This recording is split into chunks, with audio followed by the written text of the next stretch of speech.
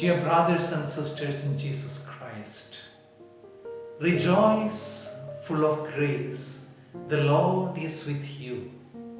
Luke 1:28. The young girl Mary of Nazareth, betrothed to Joseph, was taken aback by this unusual greeting from the messenger of God and looked more intently at the angel with more confusion and questions in her mind.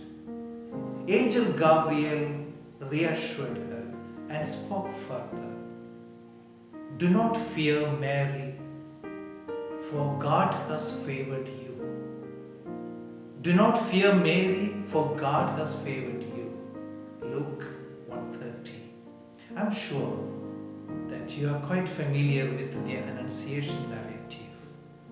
When we look into the different narratives in the Bible, we come across the fact that God intervenes, and there are instances where He has sent His messengers to call people to the special service.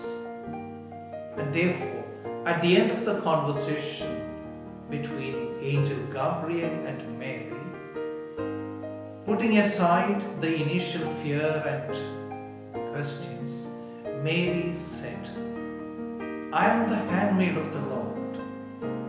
Let it be done to me as you have said. Luke 1:38. Taking into consideration the human limitations, it was not very clear to Mary what would be the deeper implications of saying yes to the divine plan. The greatness of our blessed mother lies in the fact that the divine call to be the mother of God was lived in the most ordinary way. There was no special aura attached to a divine call. There was no set category. Security was placed around the family. In fact, the family had to run from pillar to post to take care of this little babe and to his security. Mary conceived Jesus in her mind. She bore him in her womb, gave birth to her only son in the most humiliating surroundings. Would that have been the meaning of the reassurance of Angel Gabriel? Do not fear, Mary, for God has favored you. From the first instance of saying yes at the Annunciation, it was a continuous yeses for Mary, and she lived up to that.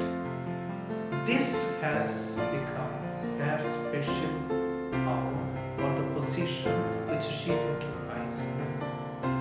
Mary suffered in her mind much more than anyone else. As a mother, she took care of her only son.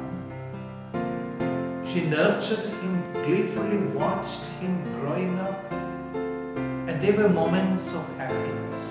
Later on, in the public ministry of Jesus, there were moments of greatness, but more of tension and worry because he was not well accepted, especially by the authority.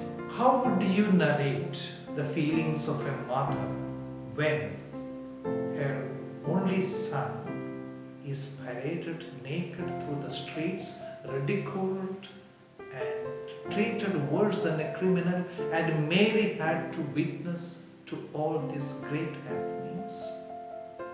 She suffered much more along with him. And it would not be improper to say that she was the first disciple in all its richness. Therefore, when we celebrate the feast day today, let us recall to mind that Mary becomes someone very close to us because she has gone through the thick and thin of life, and she becomes a very close partner for us in the sense of following Jesus. The greatness of the mother stays in the fact that she continued to say yeses to the call against all odds.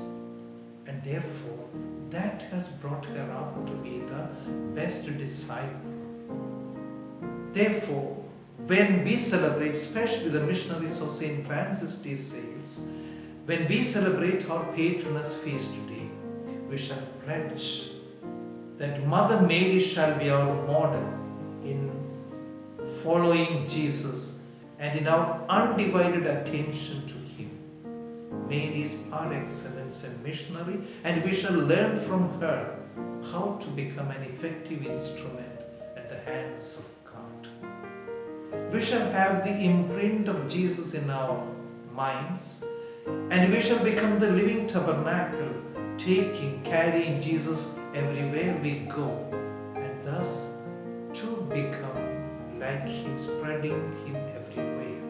That is going to be the real discipleship which we are going to take. So today we shall pledge, let Mother Mary be our symbol or our model, and thus we shall become worthy instruments in the hands of God.